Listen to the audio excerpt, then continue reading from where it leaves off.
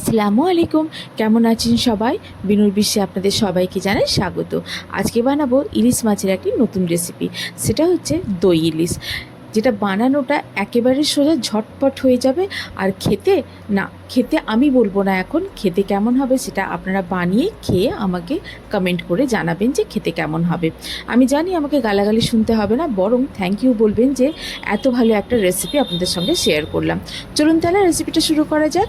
নিয়েছি এখানে ইলিশ মাছ। মাছটাকে ভালো করে ধুয়ে জলটাকে ঝরিয়ে নিয়েছি, একেবারেই যেন জলটা না থাকে।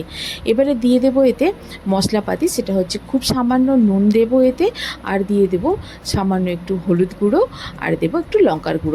নুনটা কিন্তু খেয়াল করে দিতে হবে, কেননা ইলিশ মাছ হচ্ছে সামুদ্রিক মাছ, যেটাতে নুনের পরিমাণ এমনিতেই বেশি থাকে, সুতরাং বাইরে থেকে বেশি নুন দিলে নোনা হয়ে যেতে পারে। আর দিয়ে দেবো এখানে অল্প করে একটু সর্ষের তেল, দিয়ে সবগুলোকে খুব ভালো করে মাছের গায়ে মাখিয়ে নিতে হবে। দুই পিঠে মশলাগুলো যেন খুব ভালোভাবে লেগে যায়। দিয়ে এটাকে 10 মিনিটের মতো এরকমভাবে রেখে দিতে হবে। এবারে মাছটা যতক্ষণ ম্যারিনেট হচ্ছে, চলুন একটা মশলা রেডি করে নেওয়া যাক। খুব একটা বেশি মশলা লাগে না এতে, একটা বাটা মশলা লাগে, সেটাই তৈরি করছি এখানে। নিয়েছি এখানে পোস্ত, আর নিয়ে নেব সাদা সর্ষে। আপনাদের কাছে যদি কালো সর্ষে থাকে কালো সর্ষেও দিতে পারেন, সাদা কালো মিলিয়ে দিতে পারেন। আমি কালো সর্ষেটা পছন্দ করি না, তাই পুরোটাই সাদা সর্ষে দিচ্ছি। সাদা সর্ষে আর তিলটা আমি সম পরিমাণে নিয়েছি। নিয়ে এবার এটাকে একটা মিক্সিতে পেস্ট বানিয়ে নেব। পেস্ট কেমন করে বানানো হবে সেটা তো আমি আগের ভিডিওতেই বলেছি। শুকনো আমি আগে গ্রাইন্ড করে নেব, নিয়ে তারপরে জল দিয়ে সেটাকে বেটে নেব, তাহলে খুব সহজেই পেস্ট তৈরি করা হয়ে যাবে। এই যে দেখুন, বাটাটা একদম খুব সুন্দরভাবে বাটা হয়ে গেছে, একেবারে মিহি করে বেটে নিয়েছি এটাকে। এবারে যেটাতে রান্না করব সেটা নিয়ে নিয়েছি একটা অ্যালুমিনিয়ামের বড় বাটি বা বোল বলতে পারেন এটাকে। সেটাতে মধ্যে নিয়ে নিয়েছি এই যে বাটা মশলাটা, যেটা পোস্ত আর সর্ষে বেটে রেখেছিলাম সেটা। আপনারা যদি চান এতে কাঁচা লঙ্কাও দিতে পারেন বাটার সময়, তবে আমি দিইনি কাঁচা লঙ্কাটা। কাঁচা লঙ্কা আমি গোটাই দেবো এখানে। নিয়ে এবারে দিয়ে দেবো এতে ফ্যাটানো টক দই। দিয়ে দেবো এখানে লবণটা দেখে দিতে হবে, কেননা মাছেও লবণ দেয়া হয়েছে আগে থেকে। দিয়ে দিচ্ছি হলুদ গুঁড়ো আর লঙ্কার গুঁড়ো, দিয়ে খুব ভালো করে এগুলোকে একসঙ্গে সব মিক্স করে নিতে হবে।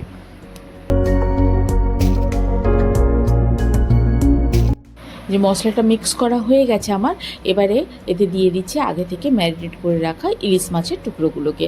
মাছের টুকরোগুলোকে দিয়ে খুব ভালো করে এই মশলার মধ্যে কোট করে নিতে হবে, যাতে দুই পিঠে ভালোভাবে মশলাগুলো লেগে যেতে পারে। তবে এই মিক্সিংয়ের সময় কিন্তু খুব সাবধানে করতে হবে, যাতে চামচের খোঁচা লেগে মাছটা ভেঙে না যায়, কেননা ইলিশ মাছ তো খুব নরম মাছ, তাই কাজটা খুব সাবধানে করতে হবে। এবার সবকটা মাছ দিয়ে দেবো এতে, দিয়ে খুব ভালো করে মশলার সঙ্গে মেখে নেব।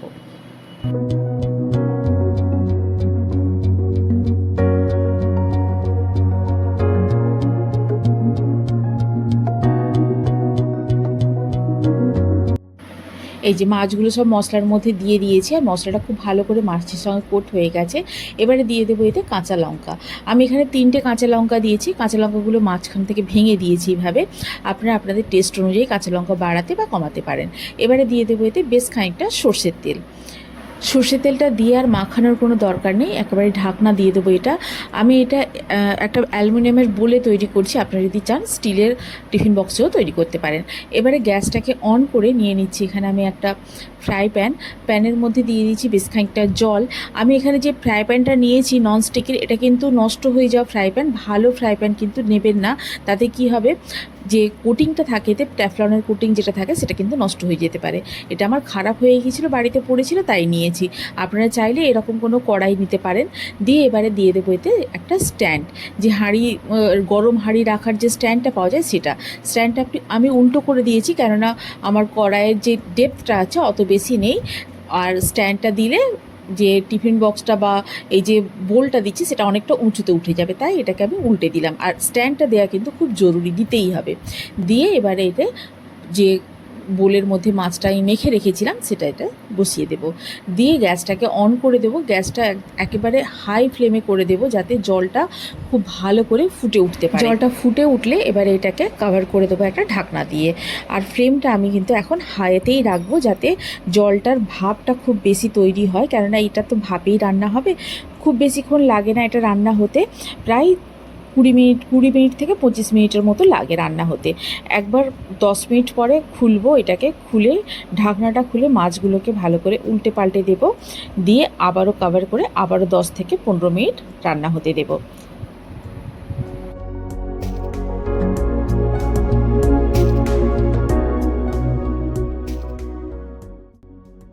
এই যে দই ইলিশটা আমাদের একদম রেডি হয়ে গেছে রান্না। উপর থেকে কিছু কাঁচা লঙ্কা দিয়ে দিয়েছি আমি। এবারে চলুন এটাকে সার্ভ করা যাক। নিয়ে নিয়েছি গরম গরম ধোঁয়া ওঠা সাদা ভাত আর 1 পিস দই ইলিশ। আমার তো আর কিছু লাগবে না, আমি এই দিয়ে দুপুরের খাওয়াটা সেরে নেব। আপনারাও ট্রাই করুন বাড়িতে, রেসিপিটি করে জানান আপনাদের কেমন লাগলো। যদি ভালো লেগে থাকে তাহলে বন্ধুদের সঙ্গে শেয়ার করুন, আর যদি কোনো নতুন বন্ধু থেকে থাকেন তাহলে আমার চ্যানেলটিকে সাবস্ক্রাইব করে পাশে থাকার অনুরোধ রইল। আজ তাহলে এই পর্যন্তই, আবার দেখা হবে। ভালো থাকুন, সবাইকে ভালো রাখুন। আল্লাহ হাফিজ।